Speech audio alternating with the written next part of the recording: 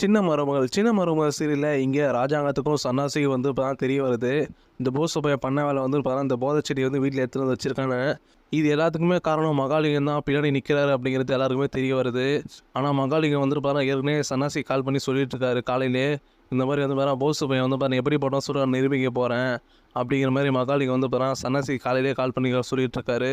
அந்த டைமில் சன்னாசி வந்து பாருங்க சரி மகாலிங்கம் நீ பண்ணு, என் பையன் எப்படி போட்டான்னு சொல்லிட்டு நான் தெரிஞ்சுக்கிறேன் அப்படி சொல்லிட்டு சன்னாசி சரி நிற்கிறாரு. அதுக்கேற்ற மாதிரி மகாலிங்கமும் வந்துட்டு பார்த்தீங்கன்னா போதைச்செடியை வந்துட்டு பார்த்தீங்கன்னா அங்கே போஸ் கிட்ட கொடுத்து வீட்டில் வைக்க வச்சு, அதுக்கப்புறம் போஸ் வந்து பார்த்தீங்கன்னா வீட்டிலேருந்து கிளம்பும்போது கரெக்டாக போலீஸ் வர வச்சுக்கிறாரு.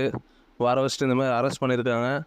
அரெஸ்ட் பண்ணும்போது வந்துட்டு பார்த்தீங்கன்னா மகாலிங்கம் உள்ளே வராரு. மகாலிங்கம் உள்ளே வந்துட்டு இந்த மாதிரி நான் அனுப்புன எல்லா போலீஸுமே வந்து பார்த்தீங்கன்னா போலீஸே கிடையாது, எல்லாம் வந்துட்டு போலீஸ் ரிட்டையர் ஆனவங்க அப்படி சொல்கிறாங்க. உடனே இங்கே வீட்டில் இருக்க எல்லாருமே மிகப்பெரிய ஷாக் ஆகுது. என்ன சொல்கிறீங்க அப்படிங்கிற மாதிரி. அதுக்கப்புறம் அதுக்கப்புறம் சன்னாசி வந்து எல்லாத்தையும் விளக்கமாக சொல்கிறாரு. இந்த மாதிரி மகாலிங்கம் வந்து பாருங்க அப்படிலாம் நடக்க போகுது அப்படிங்கிறத என்கிட்ட காலையிலே ஃபோன் பண்ணி சொல்லிட்டாரு.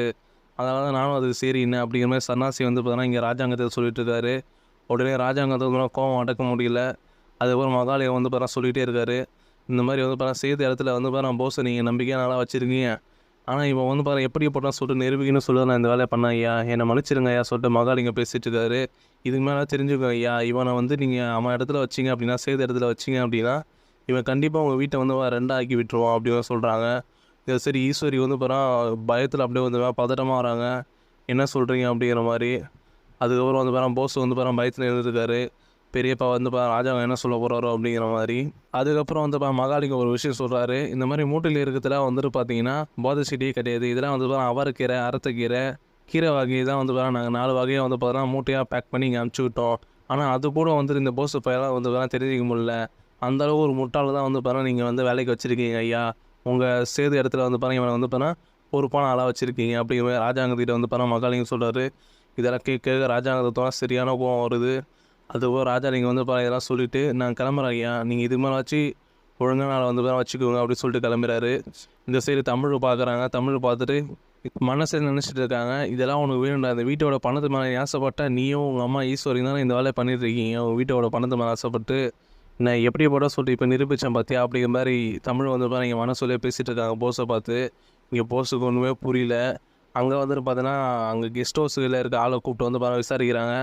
அப்படி விசாரிக்கும் போது அவனும் சொல்லிட்டான், இந்த மாதிரி வந்து போஸை எதை எடுத்து வந்து வச்சார் அப்படிங்கிற மாதிரி. இதெல்லாம் கேட்க ராஜாங்கத்துக்கு கோவம் அடைக்க முடியல. ஒரு சைடு சேது வந்து கோவப்பட்டு நின்றுருக்காரு. என்ன இந்த பையன் அப்படி பண்ணிட்டான் அப்படிங்கிற மாதிரி. அதுக்கப்புறம் வந்து சன்னாசி வந்து சொல்லிட்டாரு, இந்த மாதிரி அண்ணா வீட்டோட தலைவர் பொறுப்பில் இருந்து நீங்கள் வந்து இந்த போஸ் பையலுக்கு என்ன தண்டனை கொடுக்குமோ அதை கொடுத்துருங்கண்ணே, ஆனால் என் பையன் சார்பில் இவன் பண்ண தப்புக்கு நான் மன்னிப்பு கேட்டுக்கிறேன் அப்படிங்கிற மாதிரி போஸ் வந்து ராஜாங்கத்தை பார்த்து கேட்குறாரு. உடனே வந்து ராஜாங்கத்துக்கு என்ன பண்ணுறதுன்னு தெரியல. ராஜாங்கம் கோவப்பட்டு நின்றுட்டு இருக்காரு.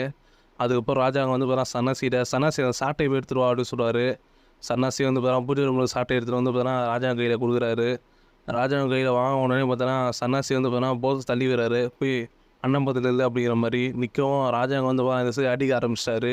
இப்படியேப்பட்ட ஒருத்தன் வந்து இந்த வீட்டில் தேவையா, நான் வந்து அவ்வளோ பொறுப்பான வேலைக்கு வந்து ஒன்று வச்சேன், எல்லா வேலைக்கும் ஒன்று தானே வச்சுருந்தேன், நீ இப்படியே போட்டோம் சொல்லிட்டு தெரியாமல் போச்சு அப்படிங்கிற மாதிரி சொல்லிகிட்டே வந்து ராஜாங்க வந்து பார்த்திங்கன்னா இவரை போஸை போட்டு அடிச்சுட்டு இருக்காரு.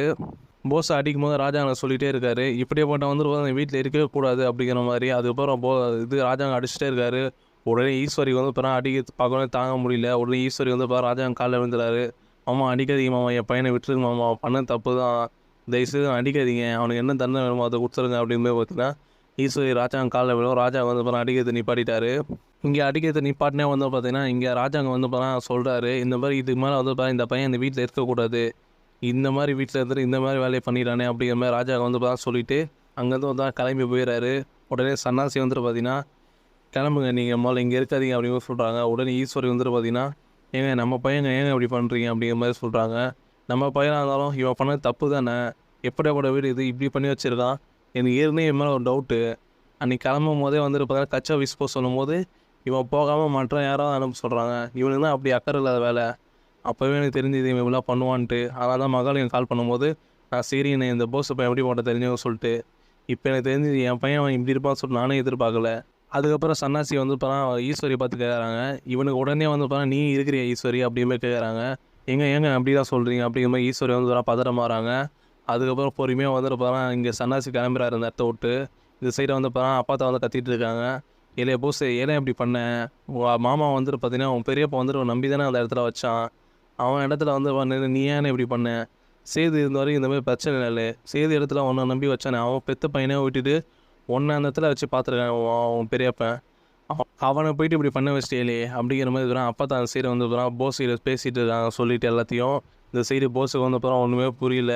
சுற்றி இருக்கும் எல்லாருமே வந்து போஸை பார்த்துட்டு இருக்காங்க. போஸ் வந்து பதட்டத்தில் வந்து பயத்தில் வந்து உட்காந்துட்டு இருக்காரு. நம்மளை இந்த வீட்டை விட்டு தொத்திருவாங்களா அப்படிங்கிற மாதிரி. அதுக்கப்புறம் வந்து ஈஸ்வர் வந்து போஸை கூப்பிட்டு ரூமுக்குள்ளே போகிறாங்க. ரூமுக்குள்ளே போய் அடிப்படை இடத்துல வந்து மருந்து தடவிட்டு இருக்காங்க. அவங்க மருந்து தடவும் போது தான் சாவித்திரி வந்து ரூமுக்குள்ளே வராங்க. அவங்ககிட்ட ரூமுக்குள்ளே வரும்போது ஈஸ்வரி வந்து கோவத்தை பேசிகிட்டு இருக்காங்க. என் பையன் மேலே கையை வச்ச ராஜாங்க நீ வந்து பார்த்தீங்கன்னா இந்த எலெக்ஷனில் ஜெயிக்கவே கூடாது, ஏதாவது நான் பண்ணிடுவேன், இந்த வாட்டி விட மாட்டேன், என் பையன் மேலே கை வச்சா அந்த ராஜா எங்கோ அப்படிங்கிற மாதிரி ஈஸ்வரி வந்து கோவத்தில் பேசிகிட்டு இருக்காங்க. உடனே போஸ் வந்து பதிலுக்கு அம்மா அதெல்லாம் இது வேணாம்மா அப்படி சொல்கிறாங்க. இல்லைடா உன் மேலே கை வச்ச ராஜா இங்கே வந்து இந்த எலெக்ஷன் ஜெயிக்கவே கூடாது, இப்போ நான் என்ன பண்ண போகிறேன் மட்டும் பாரு அப்படின்னு சொல்லிட்டு ஈஸ்வரி வந்து அங்கே ரூம் விட்டு வெளில வராங்க சாவித்திரி கூட. அப்படி வெளில வரும்போது தமிழை வந்து பாருங்க. தமிழை பார்த்த உடனே தமிழ் வந்து ஈஸ்வரியிட்ட பேசுகிறாங்க. இப்போ பார்த்தீங்கள எப்படி பண்ணேன்னு, உங்கள் பையன் யாருன்னு நிரூபிச்சுனா எங்கள் மாமான்ட்ட கூடி சீக்கிரம் என் புருஷனை அவங்க அப்பாட்ட பேச வைப்பான் பாருங்க அப்படிங்கிற மாதிரி ஒருத்தனா ஈஸ்வரியை சொல்கிறாங்க. உடனே ஈஸ்வரிக்கு அங்கே தான் ஒரு இது வருது, அப்போ இது எல்லா வேலையும் பண்ணது தமிழ் தானா அப்படிங்கிற மாதிரி. தமிழ் தான் அந்த மகாலிங்கத்தை வச்சு இந்த மாதிரி வேலை பண்ணி என் பையனை மாட்டி விட்டுறாளா. ஒரு நாள் இவளுக்கு இருக்குது ஃபஸ்ட்டு, இங்கே ராஜாலிங்கத்தை ஏஷனை தோக்கடிச்சுட்டு அது இது தமிழுக்கு தான் இருக்குது அப்படி சொல்லிட்டு ஈஸ்வரி கோவமாக பேசிட்டு கிளம்புறாங்க சாவித்திரிக்கிட்ட. அதுக்கப்புறம் ஈஸ்வரி வந்து அந்த ரவுடி பையனுக்கு வந்து கால் பண்ணேன். ஏற்கனவே தமிழ் சொல்லி ஹோட்டலில் வந்து அடிச்சுன்னு வருவேன் அந்த ரவுடி பையனுங்களுக்கு. அதில் இருக்கிற ஒருத்தவனை கால் பண்ணி இந்த மாதிரி வந்து ஒரு விஷயம் பண்ணணும் நீங்கள் அப்படின்னு சொல்கிறாங்க. உடனே அவனுங்களும் வந்துட்டு பார்த்தீங்கன்னா சொல்லுங்கம்மா அப்படிங்கிற சொல்கிறாங்க. நான் கூட்டி சீத்தில் அதை என்ன விஷயம் சொல்லுவேன், நீங்கள் வந்து அது பண்ணணும் அப்படின்னு சொல்கிறாங்க, கரெக்டாக பண்ணி முடிக்கணும், இந்த மாதிரி விஷயத்தில் வந்து இப்போ குழப்பமே வரக்கூடாது அப்படி சொல்கிறாங்க. உடனே வந்து அவங்க சரிங்கம்மா பண்ணிடலாமா அப்படின்னு சொல்கிறாங்க. உடனே ஈஸ்வரி கால் கட் பண்ணிவிட்டு யாராவது வந்து போஸ் ரூமுக்கு போகிறாங்க. அங்கே போஸ் இது உட்காந்து பேசுகிறாங்க. என்ன பண்ணலாம், இந்த ராஜலிங்கம் வந்து எலெக்ஷன் ஜெயிக்கக்கூடாதா, நம்ம என்ன பண்ணணும் அப்படின்னு சொல்லிட்டு ராஜலிங்கத்தை இதுக்கு போஸ் கிட்ட பேசிகிட்டு இருக்காங்க. இதை போக சன்னாசிக்கு வந்து அப்பா தான் வந்து பேசிகிட்டு இருக்காங்க. ஆனால் என் பையன் இப்படி பண்ணணும்னு நினச்சி கூட பார்க்கலாமா, இவன் எப்படிப்பட்ட ஆள், இவனை போய் எங்கள் அண்ணன் வந்துட்டு இப்போ சேது இடத்துல வச்சு பார்த்துருந்தார் அவரோட பையன் இடத்துல, ஆனால் இவன் இப்படி பண்ணிட்டானே அப்படின்னு சொல்லிட்டு சன்னாசி வந்து அவர் சைடு வந்து அப்பா தர பேசிகிட்டு இருக்காங்க. அது அப்பா தான் வந்து அவன் இவனுக்கு நம்ம என்ன குறை வச்சு ஏன் இப்படி ஆகிட்டான், அவன் அந்த பணத்துக்கு ஆசைப்பட்டு இந்த வேலையை பண்ணிட்டாங்க அந்த பையன் அப்படிங்கிற மாதிரி சன்னாசிட்டு அப்பா தான் பேசிகிட்டு இருக்காங்க. அது சரி ராஜாங்க வந்து கோவத்தில் உட்காந்துட்டு இருக்காரு. என்ன சன்னாசி இவன் அப்படி பண்ணிட்டானே சன்னாசி, அவன் வந்துட்டு பார்த்தேன் இவன் எந்த இடத்துல வச்சு பார்த்தேன், இவன் அப்படி பண்ணிட்டானே அதுதான் என்னால் தாங்க முடியல அப்படின்னு மாதிரி சொல்கிறாங்க. உடனே சன்னாசி வந்துப்பாண்ணா அண்ணா அதெல்லாம் ஒன்றும் இல்லை, இப்போயாச்சும் இவன் யாருன்றது இப்போ வந்து நமக்கு தெரிய வந்தது அப்படிங்கிற மாதிரி சன்னாசி வந்து ராஜா கிட்ட சொல்லிட்டு இருக்காரு. இங்கே ஈஸ்வரி வந்துட்டு பார்த்தோன்னா இங்கே போஸ்கிட்ட பேசிகிட்டு இருக்காங்க. என்னடா போஸ் ஏன்டா இப்படி பண்ணி தொலைச்சேன், நான் அப்போவே சொன்னேடா, நீ ஒழுங்காக கேட்டு பேச்சு கேட்டதால இப்போ இந்த நிலைமை ஆயிருக்குமா, நீ ஏன்டா அங்கெல்லாம் போகிற, கொஞ்சமாச்சும் உனக்கு விபரம் வேணாமாடா அப்படிங்கிற மாதிரி ஈஸ்வரி வந்து போஸை பார்த்து இங்கே திட்டிகிட்டே பேசிகிட்டு இருக்காங்க. அதுக்கப்புறம் வந்து அங்கேருந்து ராஜா வந்து பார்த்தீங்கன்னா சன்னாசியை சொல்கிறாங்க. சன்னாசி வீட்டில் எல்லாரையும் கூப்பிடு அப்படி சொல்கிறாங்க. உடனே சன்னாசி போயிட்டு வந்து வீட்டில் இருக்க எல்லாரையும் வந்து கூப்பிட்டு வந்து நிற்க வைக்கிறாரு. சேது, தமிழ், அப்பாத்தா, சாவித்திரி எல்லாருமே வந்து வந்துடுறாங்க. கூட ஈஸ்வரி, போஸ் இவங்க எல்லாருமே வந்துடுறாங்க. வந்து நிற்கும் போது இதுக்கு மேலே வந்துட்டு ராஜாங்க வந்து சொல்லிட்டு இருக்காரு, இந்த மாதிரி வேலையை பண்ணது இது வரைக்கும் இந்த வீட்டில் யாருமே பண்ணது கிடையாது, இந்த மாதிரி வேலையை பண்ண வந்து இந்த வீட்டில் இருக்கவும் கூடாது அப்படிங்கிற மாதிரி ராஜாங்க வந்து சொல்லிட்டு இருக்காங்க. இது கேட்டோம்னா ஈஸ்வரிக்கு வந்து ஷாக் ஆகிடுது. மாமா வந்து என்ன சொல்ல போகிறாரோ, ஒரு வேளை போஸை வீட்டை விட்டு வெளியே அனுப்பிடுவாரோ சொல்லிட்டு. அதுக்கப்புறம் ராஜாங்க சொல்கிறாரு, இந்த மூட்டை வந்து எங்கே இவன் எடுத்துகிட்டு போய் வச்சனோ அதே வீட்டில் போய் இவன் இருக்கட்டும், இவன் வந்து அந்த வீட்டு வாசப்படி இவன் மெரிக்கக்கூடாது, அந்த வீட்டோட தான் இவன் இருக்கணும் அப்படிங்கிற மாதிரி ராஜாங்க சொல்லிடுறாரு. உடனே சன்னாசி வந்து பார்த்தீங்கன்னா ஆமாம் நான் இதுதான் கரெக்டான முடிவு, இவன் எந்த வீட்டுக்குள்ளே போய் அந்த இது வச்சானோ அந்த மூட்டையை அந்த இடத்துல இவன் போய் தங்கட்டும், அங்கேயே இருக்கட்டும், அந்த வீட்டுக்குள்ளே இவன் வரக்கூடாது அப்படிங்கிற மாதிரி ராஜாங்க வந்து சன்னாசிகிட்ட சொல்லுவோம். சன்னாசி வந்து ஆமாண்ணா இதுதான் சரியான முடிவு அப்படிங்கிற மாதிரி சன்னாசி சொல்லிடுறாரு. உடனே சேதுக்கு வந்து இங்கே ஒரு சைடு பாவமாகவும் இருக்குது, என்னடா போஸ் இப்படி பண்ணிட்டே அப்படிங்கிற மாதிரி. அதுக்கப்புறம் வந்து ராஜாங்க வந்துட்டு நான் சொன்னது தான் முடிவு, இதை வந்து யாரும் மறுக்க முடியாது அப்படின்னு சொல்கிறாங்க. கூட ஈஸ்வரி வந்துட்டு பார்த்தீங்கன்னா மாமா கொஞ்சம் பாருங்க மாமா மாமா இவன் போய் எப்படியோ அங்கே இருப்பான் அப்படிங்கிற மாதிரி யோசிக்கிறாங்க. இவன் தானே அந்த வேலையை பண்ணான், அந்த மூட்டை திரும்பி அவன் தானே நாங்கள் வச்சான் அந்த வீட்டில் அப்படிங்கிற மாதிரி இங்கே சன்னாசி பேசிகிட்டு இருக்காரு. உடனே ஈஸ்வரிக்கு ஒன்றுமே புரியல. அதுக்கப்புறம் ராஜாவை சொல்லிடுறாரு, இந்த வீட்டில் இருக்கக்கூடாது, என் கண்மன் நிற்கக்கூடாது, தயவுசெய்து அவனை போக சொல்லிடுங்க அப்படிங்கிற மாதிரி சன்னாசி வந்து இங்கே ராஜாங்க வந்து சன்னாசி சொல்லிட்டு இருக்காரு.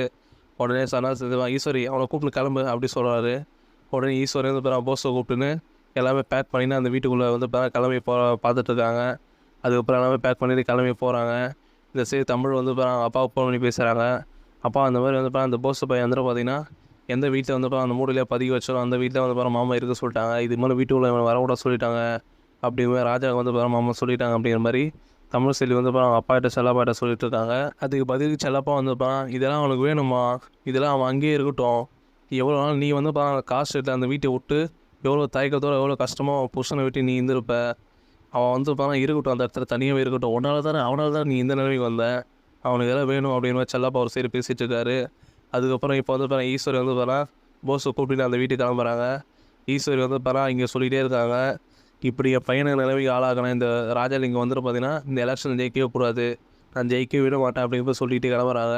இப்போது இது மாதிரி வந்து பொறுத்திருந்தா பார்க்கணும் இந்த நிலைமைக்கு வந்துட்டு ஆளாகின தமிழையும் ராஜாங்கத்தையும் வந்து ஈஸ்வரி என்ன பண்ண போகிறாங்க அப்படின்னும், ராஜாங்கத்தை வந்து எலெக்ஷன் ஜெயிக்க விடாமல் பண்ணுவாங்களா அப்படிங்கிறதையும் பொறுத்திருந்தா பார்க்கணும்.